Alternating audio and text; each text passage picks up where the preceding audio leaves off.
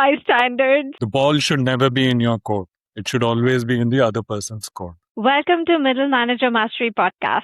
Glad to be here. Thank you. For everybody who's listening in, Anil Chilla has been a corporate leader over the last 25 years, and he has led multi-market digital businesses and digital transformations all the way from strategy to execution. From launching e-commerce business in 10 markets to running large, over $125 million businesses, he has been in roles such as Chief Digital Officer in L'Oreal, Head of Asia Pacific e-commerce in Levi and Dell. And in his current avatar, this is the most interesting thing, by the way. In his current avatar, Anil is an author and teacher decoding timeless wisdom from ancient Indian texts like Ramayana and Mahabharata. He helps simplify these complex texts and shares practical lessons that leaders can apply in daily work and life. Excited to have you here, Anil. So happy to be here with you again, Shruti, on another podcast. So looking forward to our conversation. Same here. All right, so let's jump in. The first thing I want to talk to you about a little bit is delegation. Now, we all understand that every manager, once they're becoming a manager and once they're in the middle manager strata, let's call it, they know that they should delegate more. But it also feels terrifying. Why do you think that's the case? Yeah, I think it's primarily relating to sort of security, right? That sense of security, if we can sort of point that, and the ability to sort of lose control and still be in control, right? So it's kind of that, I'll say that mental safety, right? Which predominantly it arises from. But more importantly, it's more about experience, right? So as one gets experience, one can actually start to delegate more, right? So it's not always about knowing the intricate detail. Sometimes it's okay to sort of let go, but that requires a lot of, I'll say, practice and experience, right? So let me share an example, right? So I was a middle manager and I just stepped up and become the head of marketing for a business back at Dell, right? This is about, I'll say 17, 18 years back in my business. And I hired a superstar into my team. So and that person was really, really good, right? And managed in a different function, specifically in sales, right? And then we got that person into marketing. And what I realized at a point in time, and obviously sales marketing, natural fits, someone who's a star here should work well here as well. And surprise, 3 months down the line, I hear a lot of murmurs from the team, right? In terms of what the expectations are and what sort of this person's delivering, right? Especially to our internal customers, etc.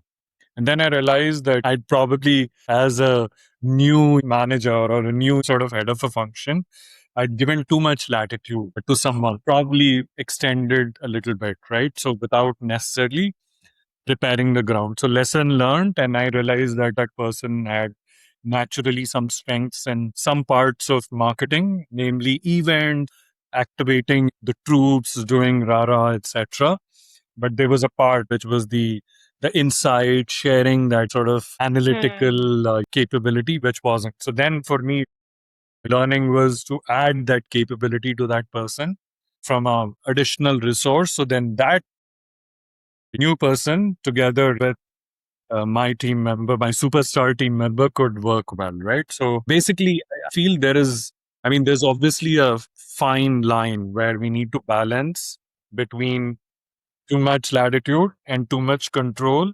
My issue was I gave too much latitude, but I guess majority of the people have the other way around where they don't give control, right? So, but it's a matter of trying and figuring out what works both for yourself and your team. That makes a lot of sense. And yeah, you touched upon the other end of the spectrum where you gave, I would not even say too much latitude, but you made it too hands off, let's say. Correct. And so almost like there's the whole situational leadership framework that we see that different people are at different points where they need more hand holding or less. And that's such a great point that you bring up that Delegation is actually about finding that balance, and it could look different with different people. So, Exactly. yeah, it's so true. And that brings me to another point, which is oftentimes what happens is you've handed off something important to someone, but now it's starting to slip. Something like you just said, right? And now the question that, and you learned it. So after you heard some of that, you learned and then you mended ways. But oftentimes, when it's a critical moment and it's a critical part in the project, the manager has to decide whether to jump in or to hold back. So it's almost like it's going sideways fast. Do you rescue it or let them learn the hard way? What do you think? And how do we do it differently? As you rightly said, it's different stakes with different people, right? I think leadership is, and I mean, I learned it through hard experience, right? One style doesn't work with everybody, right? You need to have different styles with different people. Because as a leader, not every, I mean, especially in a team, not everybody is the same. It's like the five fingers, right? So we need to figure out what works with a specific individual versus the other, and then tailor our approach accordingly, right? So for example, we are working on this CRM transformation project back at L'Oreal, right? And they were some project. It's a big project with a lot of deliverables. So one of my team members was in charge of one specific component of that, right? Uh, and at a point in time, because that person's very, very sort of strong in terms of driving, very strong technically, and a lot of the work he could do on his own, right? But of course, there were elements where he needed to work with others, right? And because we were kind of slipping on the timelines, he was putting a lot of pressure on the extended team, right? And that created obviously a friction and a lot of conflict, right? Low Hmm. level conflict, right? Where you have a lot of mails floating back and a lot of arguments and all that, right? So, and my principle is one conversation is better than 1,000 emails, and one face to face meeting is better than 10 online conversations, right? And even better if it's with coffee, or for those who prefer beer, right? So, because coffee could be in the office, but beer could be outside, right? Then it's just putting that principle that, we're all different types of people. So, helping my specific team member who's is really, really good, really committed, to understand that not everybody is on the same page as him. Hmm. Not everybody has the same wavelength, more importantly. So, which means that he needs to explain his perspective. And at the end of the day, there are two things which are equally important, I feel, in an organization, right? Which is relationships, professional relationships, because relationships are the foundation of all the work that we do, right? And the second one is actual sort of deliverables and the collaboration that is required. But without the relationship, the deliverables and collaboration will not happen. One needs to spend that time just to make sure one is communicating, building that relationship so that collaboration happens, right? Number one. Number two is obviously if the other teams are slipping or team members are slipping in terms of deliverables, it's much more important to sort of be a little smarter, not get upset Hmm. directly, get angry with them, but rather bring me in and Hmm. shoot from Hmm. my shoulders, right? Hmm. So, and run a steer co or something, call for a meeting, just do a status update where everybody gives a status update. Then they take ownership of their specific points. They say what's working, what's not working. So, at a point in time, especially in middle management, when people move from IC to middle management, Manager. they need to get a little bit more smarter and figure out what organizational ways of working. And so, three principles, if I may just explain very quickly. One, have a coffee or a beer and have that conversation, right? The second is always shoot from your boss's shoulders. Don't be the bad. And then the third is call for a steer co, whatever meeting, right? Steer co, status update, review, etc.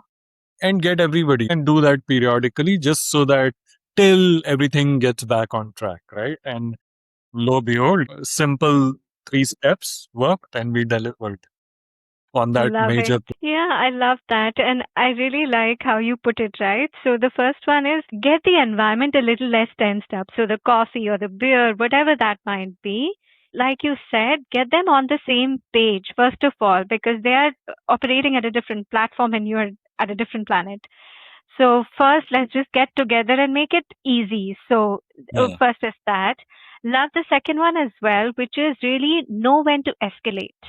Hmm. And like you said, shoot from your boss's shoulder. You don't be the bad guy. Very And then, important.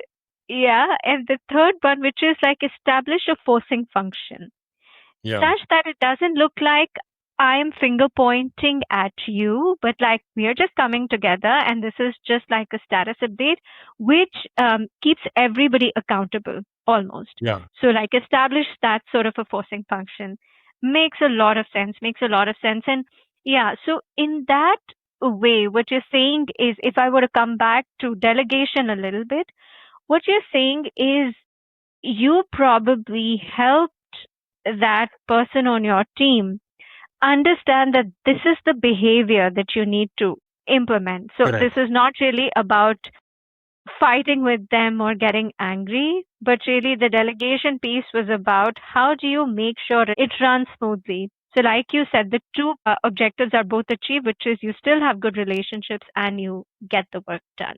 Exactly. Makes a Exactly. lot Right. of So, sense.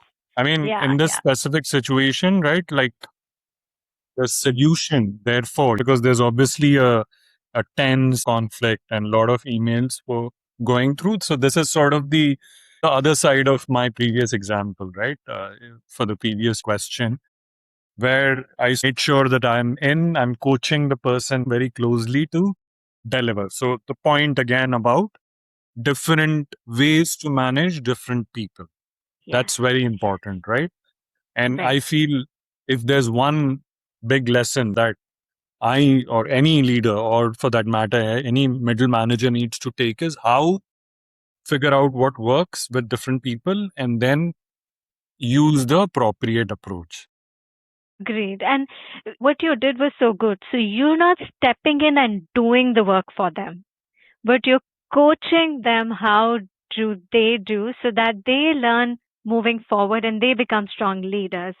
So Correct. yeah, that's such an important one too. Now we come to a slightly different element. So then, like you said, they are stepping up, and so the whole smartness element is what you're trying to inculcate in them. Now let's come to the other point about them being managers. So because Hmm. they are managers.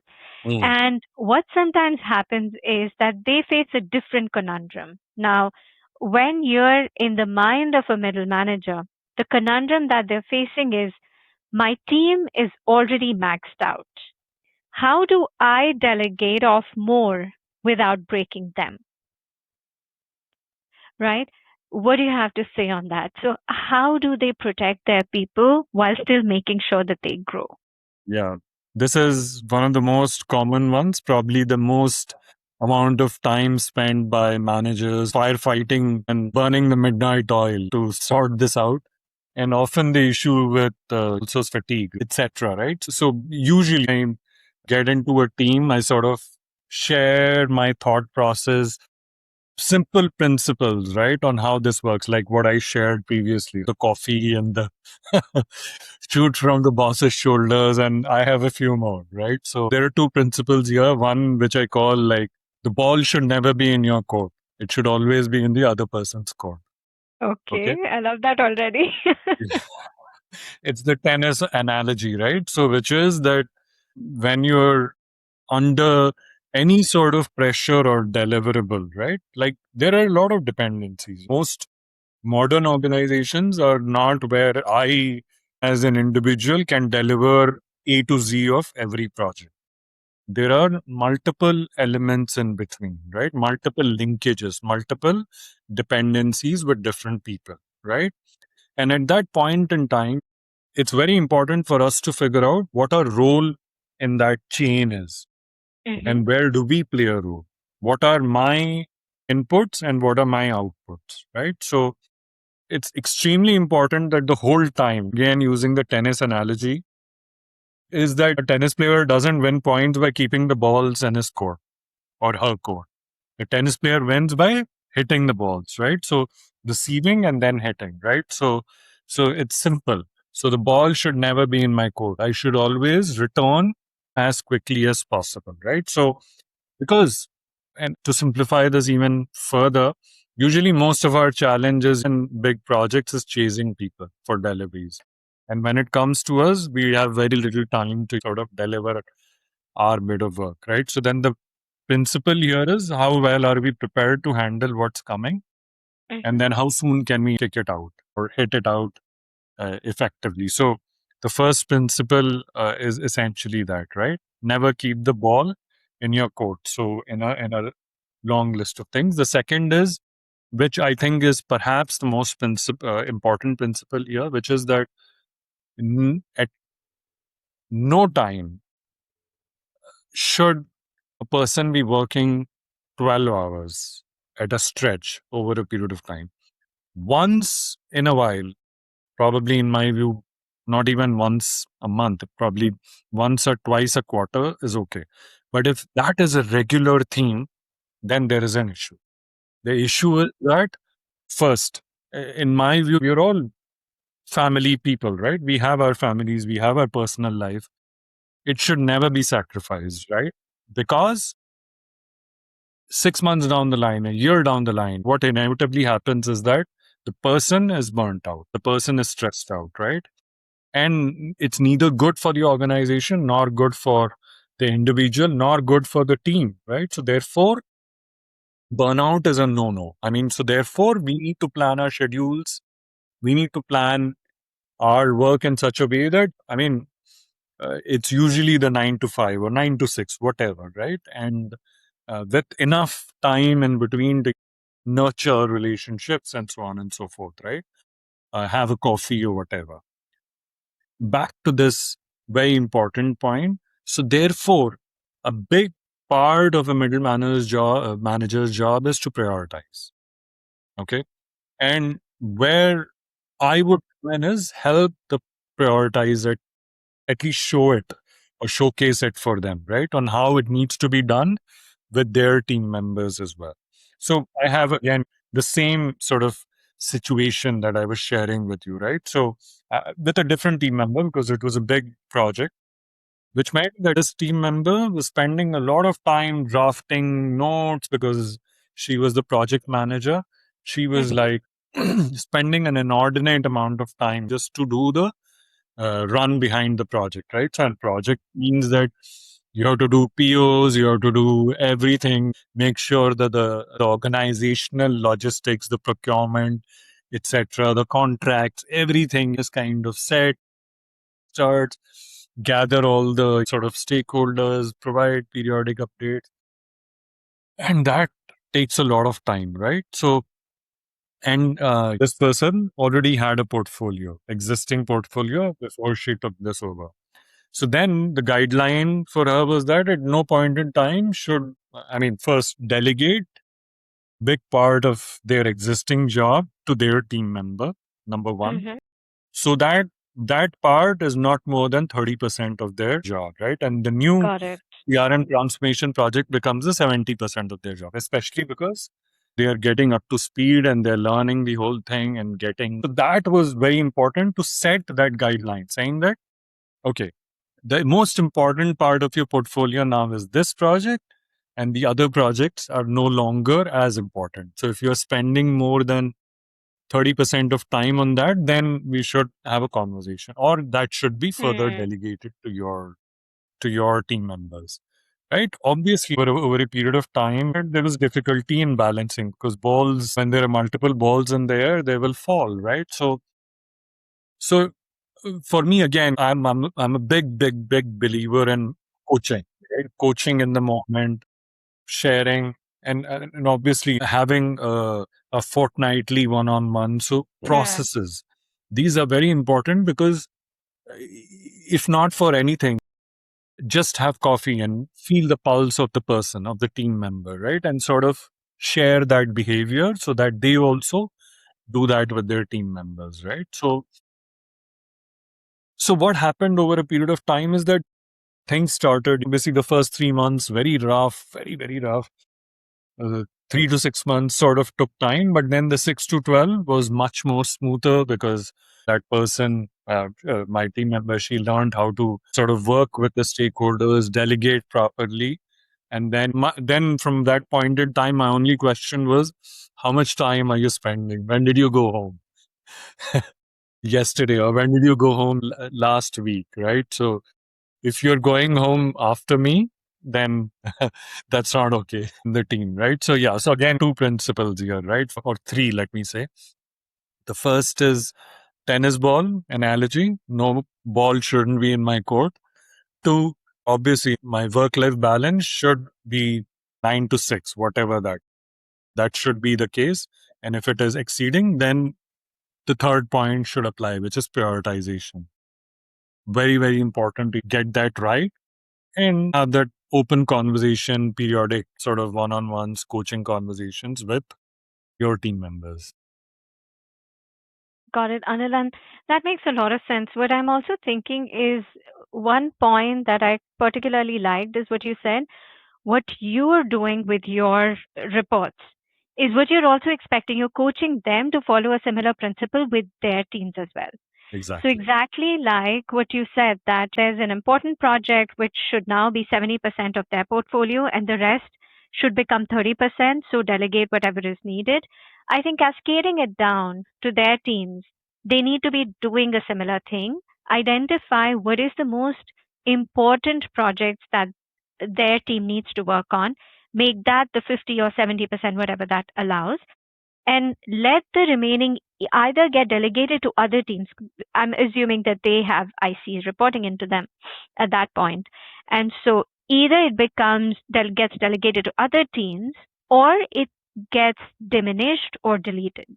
In the sense Correct. of, like, I'm thinking the work itself, then you decide what's priority. So either you take it off their plate completely, or you say this doesn't need to get done. Because in the organization priority, this no longer is important. I like the other thing you said, you can't keep adding to someone's plate. And that's where that Correct. 12 hours becomes Correct. super important. That Yeah. how do you, the question which you said, right? My conversations with her basically became, did you go soon enough home? And how is it going?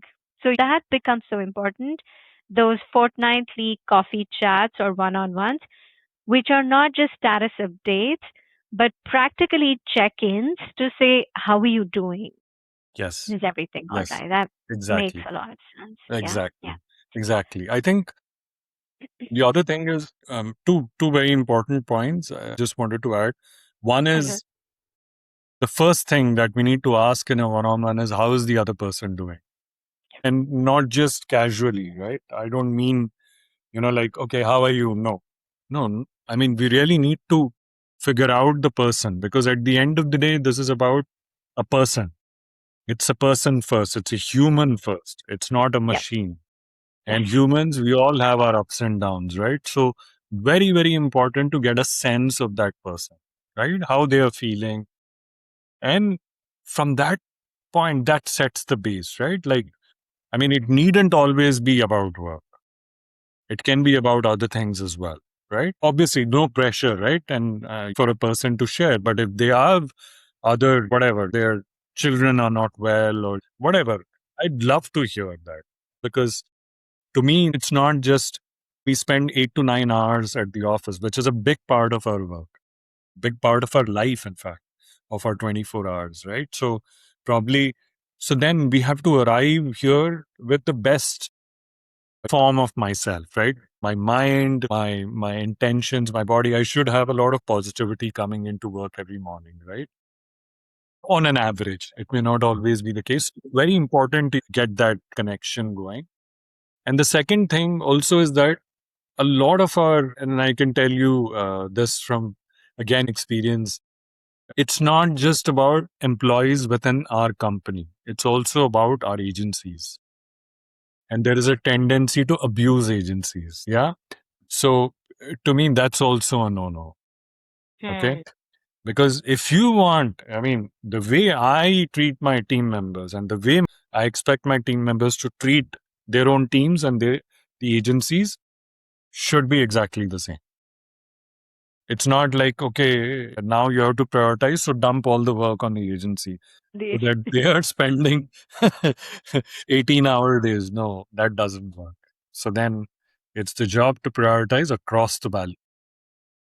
yeah, and that's a very good point because I can almost think of another area where this is applicable. So, like you talked about agencies, but similarly, I've seen when I'm working and coaching with a lot of IT teams and tech teams, they Yeah, have a lot of external vendors too, which who true. practically work like their teams, even though they're Correct. not in the roles of the company. So, Correct. what you're saying applies like I love the use of the word value chain. So do it across the value chain. Yeah, makes a lot of sense. And that also brings me to the next thing I want to talk about, which is obviously a big part of being able to prioritize is to be able to say no. Yeah, Now, and this is not even specific to middle managers when we think about it. They need to push back sometimes to their bosses, sometimes to senior leaders across the value chain. So, what do you think? And in your experience, if you can also share with us like an anecdote where you did it or you coached somebody to do it well, there's a way to disagree with leadership that makes you more valuable yeah, and less difficult. yeah, yeah. What in your mind would that be? Yeah, I think I have this phrase, right? Like for everything, I have a phrase. Here's another phrase here, which is be assertive, but not abrasive. That's a good one. Yeah. Assertiveness, not abrasiveness, right? So, assertiveness means standing up for a point, standing up for yourself, standing up for some logic, something that you believe in. And abrasiveness means being putting off the other people, right? Creating friction or tension or stress or necessary, I'll say, conflict, right? Whatever the grade of conflict could be. It could be minor or it could be whatever, right? So, assertiveness and not abrasiveness, right? So the ability to sort of obviously back what I'm saying with something, and then be able to sort of say that, okay, this is my point of view. Yeah, we may have a different opinion, we may agree to disagree, but that's how it is. So I'll give an example from my own thing. So, uh, so we were doing this major project, right, which is a customer experience project. Um, right? So the customer experience project basically meant that we had to get a new customer experience system in place. Okay. And we have a set of vendors. Essentially, at the end of the day, the customer experience center system needs to hold our consumer information, data, issues related to whatever the consumers have called us for. And then eventually that should be a part of the larger CRM project or be part of the entire CX or our MarTech stack, right? Mhm. So at that point in time, what happened was I mean, obviously we have to make, I mean, the IT team always makes trade offs, right? And trade offs mean that sometimes our projects become the sacrificial lamb, right? So, I mean, obviously in stack ranking at wherever, whatever the stack ranking was, my project fell through, right? And I obviously went in with to the exec committee saying, okay, here's my project, here's my proposal, here's the approval. Everybody down the line has approved. And now we are all ready to roll all that. And at that point in time, basically, I was told no, because not everybody at that in that room. They said, okay, the money is not in my pocket, it's not in their pocket, their pocket. Of this Hmm. sort of arbitrage that happens, right, at the organizational level, and eventually the project fell through. And obviously, I mean, it meant that we had to redo everything. And for the customer experience transformation project that we were doing, we had to manually onboard all the vendors and not have our data within our system. Essentially, use the vendors' systems to have their data, and which wasn't a good scenario. But 18 months down the line, people realized that, I mean, okay, first is that we have to accept the situation, right? It was not approved. I have to move ahead. I can't hold on to it. It was a hard loss, hard pill to swallow, but so be it. I mean, we are where we are. Let move on. The rivers flowed down the bridge and downstream. Can't sort of spend time on it anymore. I have to move on. So along with my team members, right? So then we sort of said, okay, we have to manually onboard. Let's do it in this way. We redid our sort of quick sort of strategy. Yeah, and then moved on. So I think there's this principle, right, which is said disagree but commit. And Yes. this was exactly that, right? Which is that, okay, we disagreed, but we committed to it. So the next 18 months, we rolled out multiple markets with the vendor led system and not our system. But finally, the project saw the light of the day and it was approved last year. Going forward, I mean, it is what it is. And so funding finally came through. Everybody saw the logic of that, and then we made that happen. So, I mean, the point is that two lessons from here. The first is about assertiveness, but not abrasiveness. Back it up, calmly have that. No hard feelings. It's not personal, right? People are making decisions in the best interest of the company. I don't think we come to work saying that today I'm going to piss someone off or I'm going to get angry with someone. No, we come here to deliver what takes the organization forward, right? So I think broadly speaking, 95% of people come with that, right? So whatever there are a few, those are outliers, right? And the second principle is okay. I mean, you are done with it, you got to move on. Disagree, but commit and deliver what you expected to, but whatever. Obviously, everybody's open about whatever constraints that exist, and you'll deliver what is eventually possible. Makes sense, Anil. And this is such a good example that how do you manage situations when your team, your boss, and the exec level, everybody want different things? And so, how do you give in? How do you stay assertive but not abrasive? So, I really like that. Now, let's take a flip to this, right?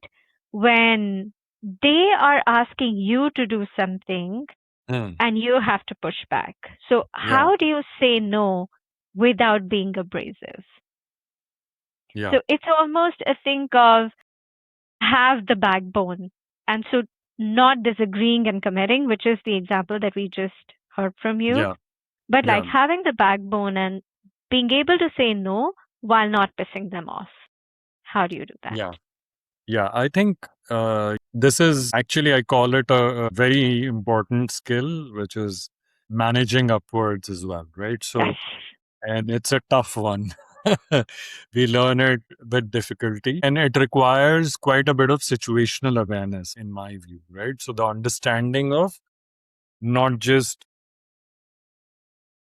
who is giving the orders in this case, in case if it's your direct manager or matrix or someone else, we need to understand what's happening in the organization, right? What's driving that decision?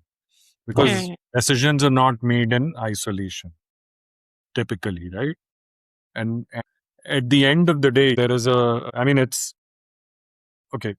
The principle here, in my view, is transparency across the system. There'll always be something that you're aware that, okay, I have X number of people in the team who are doing Y number of projects. So that should always be there upfront. These are the projects that we handle, and this is what we do. And I'm saying this point because these decisions don't happen at the spur of the moment.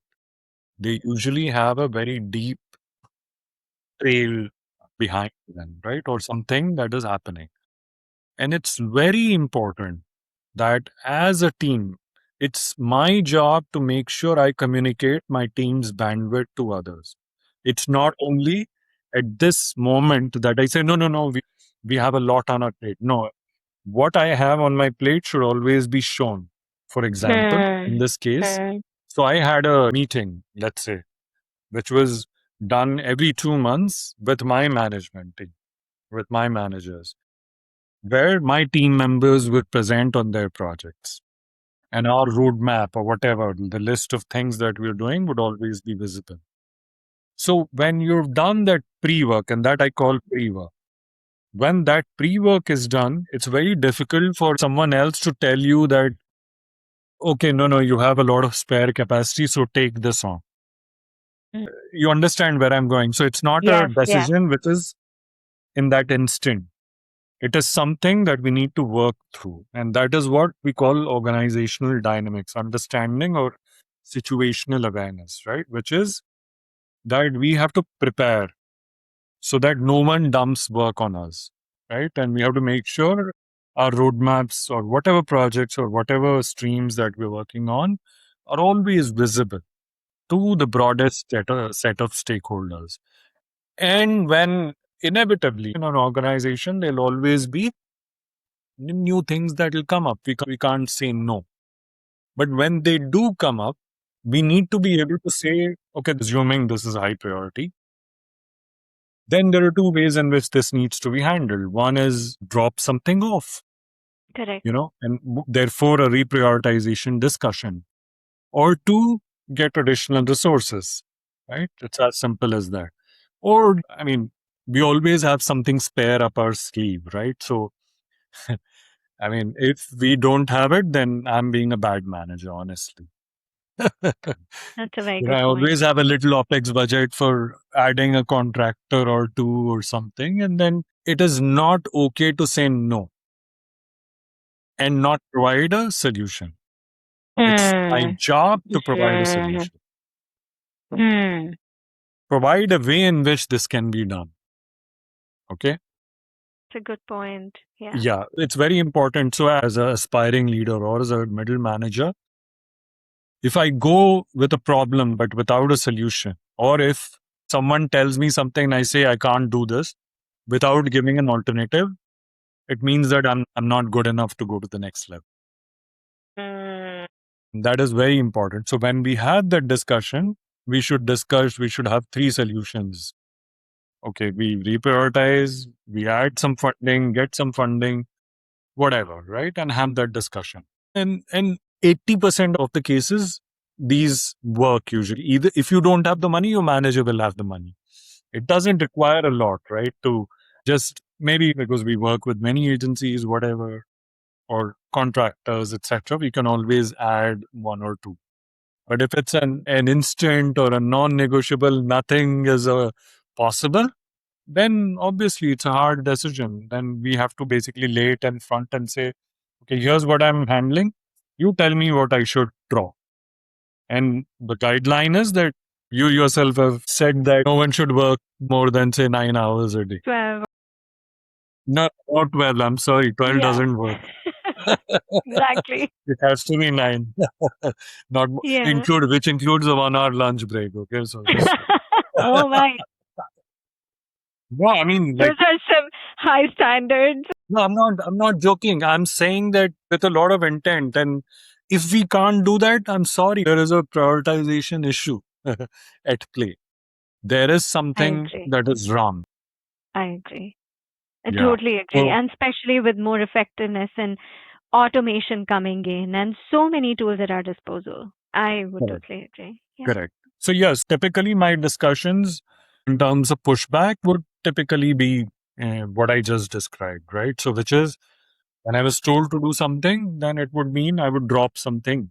Or so say that, okay, I'm going to add this resource, or I'm going to add this money to the agency, or tell my manager, give me some money so that I can do it. And then if none of these work, then I would like just say, okay, here's what it is. Can do, Yeah. cannot do. Yeah. Yeah, interesting things that you brought up. And just for everybody who's listening, and I would just want to recap it because I think there were some real good nuggets in there. So, the first thing which you said is it doesn't happen in the spur of the moment. So, pre work. Be ready at all points with what your team is busy with, what is the priority of those things, so that you can actually not just push back because we don't want to do it, but truly my team doesn't have the bandwidth to do it. Also, it's not okay to just say no, but rather say no with an alternate solution. So these are the things we could reprioritize. This is where we can get a new resource, or this is something that we can just do away with or push down the line and prioritize this for now. So what you said. And then the third thing, which is actually good nugget to hold for everyone, is always have that little buffer up your sleeve, whether that's topics, budget, some resourcing, time, whatever that might be, right? So those three are really amazing nuggets. And I'm just thinking through now, Anu. We've talked about so many different things, right? One of the examples that you gave was so good in terms of not just now, but like the earlier example, which was if there are people who don't work for you, who practically see you as competition, how do you get them to help you anyways? Right? Then we talked about how do you actually disagree and commit, and how do you say no more effectively? So we've talked a lot about like managing upwards, managing sideways, also managing my own team's time, and being that leader who's also able to coach and not just step in and jumping every time there's a fire. So we talked about some really interesting things. And as we're nearing the end, I want to ask you if there was one thing you wanted listeners to take away from today, what would that be? A lot of things, but let me summarize with one thing. I think the most important thing is, in my view, relationships within an organization. We have to invest in relationships, and investments don't happen when I need a help. That's not the time I go and invest. I say, come for a coffee. No, we have to dedicate a significant amount of time. So when we have lunch or when we have coffee, make sure that we are having with different stakeholders. So my lunch should never be alone. Of course, there are moments when I don't want to talk to anybody. That's separate. But obviously, at least 3 days of the 5 days, I should be having lunch with different people. So then I have to invest in relationships, because investment, it takes time to build those relationships, and then the relationships pay back. Without investment, it doesn't work. And I've seen this a lot, and I'm guilty of that. I spent an inordinate amount of time just doing my work. But when I realize, I mean, in the last probably decade or so, I realized that work also means getting the teams to work for you, getting extended teams or influence that we are all having, right? So there, it only comes by showing intent, showing investment, being concerned, showing that concern with extended stakeholders. So a very good job, I would say, is to map who your stakeholders are immediate, of course, notwithstanding immediate team members. I see this in concentric circles, extended stakeholders, and we should make sure that we're connecting with all of them at all points in time. So then at least once every quarter, I'm sort of touching base with all of them, because I don't know when I will need their help. And it's always better to go and say, hey, come on, do it for me, rather than drop a mail, copy their manager, which means that You it's don't never have going to the happen. relationship. So Yeah. invest in relationships. So that is one Yeah. thing. That is one thing I'll say too. Love it. So invest in relationships before you need them. Exactly. Exactly. Loved it, Anil. So many good examples from your distinguished career and so many nuggets of wisdom. Thank you so much for being here with us today. Thank you, Shruti. I'm so happy to be here speaking with you again, and lovely conversation. All right. Bye bye.